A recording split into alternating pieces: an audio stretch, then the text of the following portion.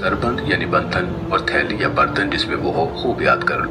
حضرت زید بن خالد جوہنی رضی اللہ تعالیٰ عنہ سے مروی ہے کہ ایک شخص نے رسول اللہ صلی اللہ علیہ وسلم سے گری پڑی چیز کے متعلق سوال کیا تو آپ نے فرمایا 1 سال تک اس کا اعلان کرو، پھر اس کا سربند یعنی بندھن اور تھیلی یا برتن جس میں وہ ہو خوب یاد کر لو اور اسے اپنے استعمال میں لے آؤ۔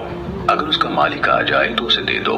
پھر اس نے کہا اے اللہ کے رسول، گمشدہ بکری کے بارے میں کیا ارشاد ہے؟ آپ نے فرمایا اسے لے لو، یہ تمہارے لیے ہے یا تمہارے بھائی کے لیے یا بھیڑیے کے لیے؟ کہنے لگا اے اللہ کے رسول، اور گمشدہ اونٹ؟ اس پر آپ غصے میں آ گئے حتیٰ کہ آپ کے رخسار سرخ ہو گئے، یا کہا کہ چہرہ سرخ ہو گیا، اور فرمایا تمہیں اس سے کیا غرض؟ اس کے ساتھ اس کا جوتا یعنی پاؤں ہے اور مشکیزہ ہے، یعنی اس کے پیٹ میں پانی ذخیرہ کرنے کی گنجائش اور صلاحیت ہے، یہاں تک کہ اس کا مالک آ جائے گا۔ سننے ابو داؤد